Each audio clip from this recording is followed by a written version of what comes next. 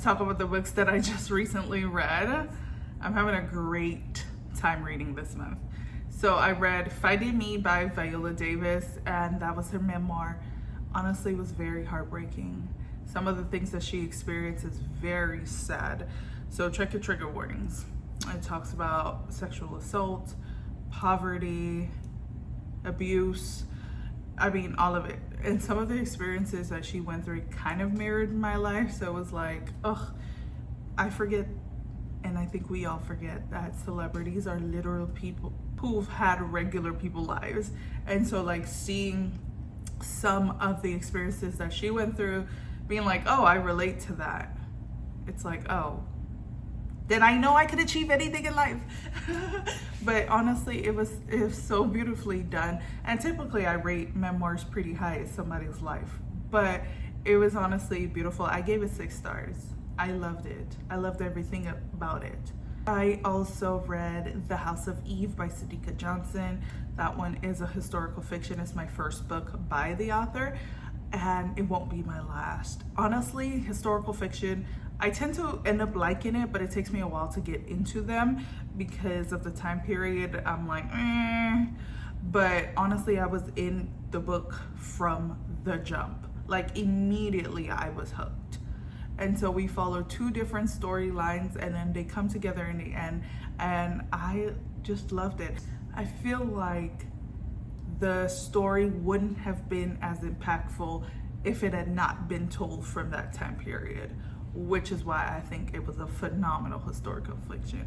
Because some of them I feel like, oh, you could put it in today's time and it would hit the same, but no, I don't think it would have. And honestly, it was just amazing. I love the 2 main characters, and I just enjoyed it a lot. And then I read That's Not My Name by Megan Lally. I was actually reading this as a buddy read with Ange, and she did not finish. She just couldn't get into it. And at first I was like, it wasn't that I wasn't into it, it was just not making sense. It just wasn't making sense. Like a teenager is found in a ditch, and you assume that she has been in a car accident, but no car has been found. And then some man comes in claiming that he's her dad with all this paperwork, and you let her go. And granted, you're like, oh, he had all the paperwork. I didn't like the fact that she was a teenager and she opted not to go to the hospital after she was found physically harmed, and the police assumed it was from a car accident, and she said she didn't want to go to the hospital and they just didn't take her. That didn't make sense to me. I feel like at that point you send her to the hospital. I feel like that's proper procedure, right? You would send her to the hospital and get her checked out. And also, she had no recollection of who she was, so why would you give her up to some random man because he has some photos of her? Like, I would think a DNA test needed to be done. And so that part didn't make sense to me. But after I got through that bit, once he was in her possession and she was kind of like, he's a little bit off, I was like, okay, I'm feeling the book now. So I got into it later, and I flew through the rest of it. So yeah, it did make sense to me in the beginning, but after a while I was like, not bad. I also read Plus Size Player by Danielle Allen, and I liked that one a lot. I did.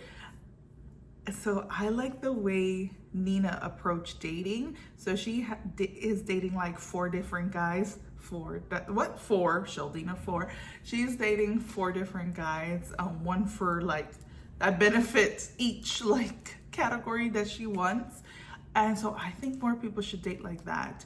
And she's not sleeping with all. Okay, just to be clear, I don't think you should sleep with everybody you date, but and if you do, that's your business. But I think more people should approach dating like that, because I think more people would get hurt less. Don't put all your eggs in one basket. I agree with her. And so, but at first I was like, I don't know, maybe she's feeling Russ more because they're physical. And as women, we sometimes like, you know, could fall for the one that you're being physical with. And so I was like, I don't know, I want to see more.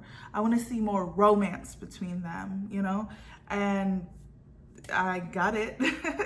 Then I got it. And so I was like, okay. And so I enjoyed the book after that. I really did. I liked it. And I liked that she was plus size, but confident. I hate, oh my God, I hate when an author puts a plus size woman in the book and she is so insecure. And I know that that's obviously that happens in life, right? I think we can all be a little bit insecure about something. But to put a plus size player in a book is to be intentional. And then to have them be very insecure. I just read one like that. I just read a book like that where they are so insecure and down on themselves. I'm like, I feel like you could have just left her out of the book. You could have put somebody else in place. Listen, that's just my opinion. I feel like if you're good, because not everybody who is plus size is insecure. A lot of people like the body they're in. And so I love that Nina was confident. Women was talking to her crazy and she was giving it right back. Enjoyed that. Loved it. And then lastly, I read Dear Vicky by Octavia Grant. And everybody describes Octavia as writing unhinged characters, and I've never read one of her books, and I was like, my God, these people are literally unhinged, like deranged. I forgot his name. I want to say Allen was the main character. I think maybe he was a little oddball. And he was not hearing nobody. Like what he knew in his head, you couldn't convince him differently. You could not convince him that him and Vicky were not in love and they weren't gonna be together forever. You couldn't. And I love that. At first, I felt like the book read a little immature, but then I was like, the main character is literally, I think he's 20 or 21. And I'm like, oh, he's literally a young adult. Like his brain is still developing. Like, so then I was like, okay, come back to earth, Sheldina. Stop reading from the lens of a grown adult. And then I was like, okay, that's fine. It worked. It worked.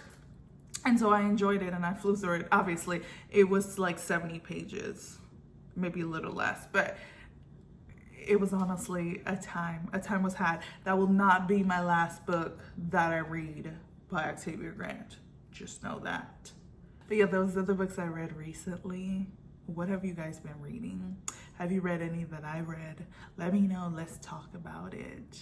But as always, thank you guys for watching. Happy reading. Bye.